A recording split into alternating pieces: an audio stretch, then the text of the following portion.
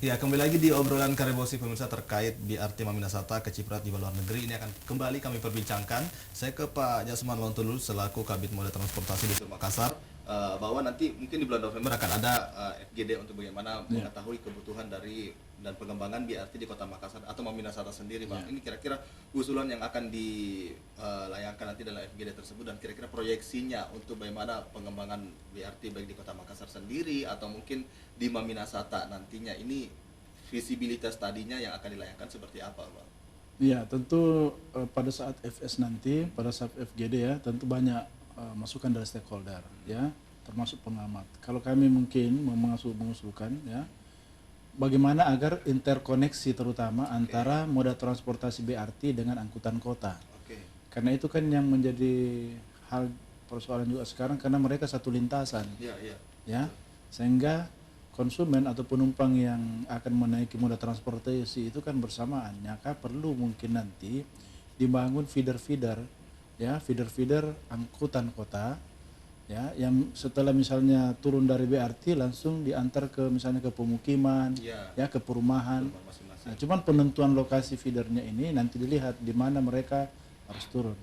Ya, itu satu mungkin ya. Kemudian yang lain adalah penentuan halte. Ya, halte ini juga sesuai ke modelnya, mungkin harus ada di halte itu harus ada petunjuk ya, sampai kapan sih calon penumpang ini menunggu. Ya, ada rutenya ya, kemudian ada informasi lah, sehingga masyarakat juga tahu, oh sekian menit ini 3 menit, kemudian berapa menit lagi kita menunggu, oh sudah ada lagi kendaraannya. Jangan sampai berapa jam di situ masyarakat. Ini juga yang perlu diperbaiki. Kemudian juga dalam program Sutranem Indobes ini kan mengharapkan ada BRT di lajur khusus. Nah, lajur khusus ini nanti kita lihat saja kapasitas jalan. Kalau memang di jalan yang dimaksud itu memang kapasitas jalannya memungkinkan untuk lajur khusus, kenapa tidak? Tetapi ketika melewati jalan mungkin yang tidak bisa lajur khusus, ya tentu kita menyesuaikan. Nah, ini kan karena tadi itu jalan yang dilewati kan berdasarkan beberapa kewenangan ya, ada nasional, provinsi dan kota. Jadi nanti ketika adanya lembaga donor ini, kami juga dari pemerintah sudah disampaikan kemarin, baik pemerintah pusat, provinsi dan kota bersiap untuk juga melakukan menganggarkan ya, penganggaran, tapi bukan terlalu ke infrastruktur. Maksudnya mungkin ada kajian-kajian, maksudnya FGD ya, FGD yang mungkin dilakukan oleh kota, provinsi atau pusat, sehingga bagaimana kita memonitor terus ini perkembangan pembangunannya. Nah, yang jelas kita harapkan di FS-nya nanti sekitar pertengahan 2020 ya, atau jangan sampai akhir, karena harus dikerjakan secepatnya ini.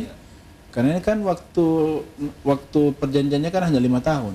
Nah, jadi ini terbatas, jadi memang sudah dilakukan tahapan-tahapan. Ya, mudah-mudahan di FS nanti akan terbangun ya beberapa hal yang memang harus dilakukan, dan kita sangat mengharapkan saran-saran, masukan dari terutama ke pengamat, ke masyarakat ya, pengguna, apa sih yang harus kita benahi. Dan boleh jadi nanti armadanya disesuaikan. Mungkin armada yang sekarang ini dioptimalkan. Toh kalau misalnya harus kita menyiapkan armada yang baru, disesuaikan dengan kapasitas jalan yang ada. Mungkin kapasitas kendaraannya kita kecilkan ya, jangan yang seperti sekarang. Jadi diharapkan masukannya, termasuk dari lintasan koridornya tadi nanti itu ya, menjadi masukan untuk diperbaiki. Nanti masukan seperti interkoneksi, ada haltenya, jadi juga lajur khusus yang akan dilayangkan dari Disub sendiri. Mungkin dari pengamatan transportasi Bu Dr. Kadriati, kita melihat bahwa ada 3 poin yang akan dilayangkan dari Disub sendiri, Bu, terkait interkoneksi, halte dan juga lajur khusus untuk pengembangan BRT. Lantas menurut Ibu sendiri untuk kebutuhan Kota Makassar, apakah selain BRT atau mungkin seperti apa baiknya untuk kita melihat nanti akan ada setelah FGD ini untuk pengembangan moda transportasi yang sesuai dan nyaman untuk di Kota Makassar atau Maminasata secara umumnya? Tadi saya sudah infokan semua kan, bagaimana ada feeder BRT. Feeder BRT jelas nanti kaitannya dengan Kota Makassar. Kan begini, BRT kalau kita itu kan sebenarnya Maminasata. Jadi Jadi bukan sebenarnya cuma Kota Makassar. Di sini juga PR ya untuk pemerintah Kota Makassar pada saat FGD nanti menyampaikan semua fakta-fakta kira-kira moda apa yang ada di sana, bagaimana dengan rutenya.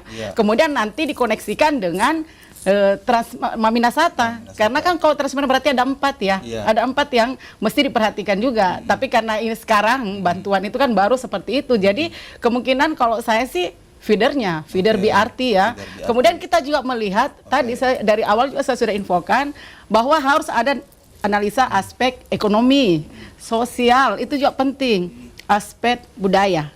Bagaimana budaya masyarakat kita juga mesti menjadi perhatian juga.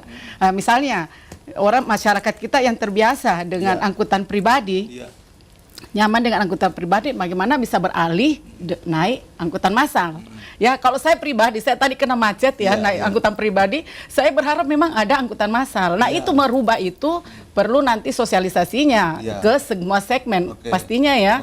Kemudian bagaimana tadi sampaikan miss traffic itu jangan sampai angkutan PT-PT kita, angkutan kota itu berada pada jalur yang sama dengan BRT.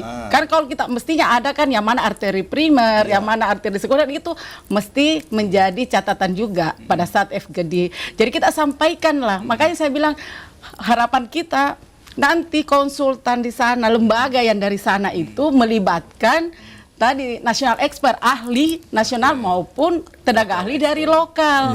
Jadi kan ketahuan nih apa sih hambatannya. Jadi jangan cuman belum tentu misalnya yang dari negara JIS 3 ini ya, Jerman, Inggris, Swiss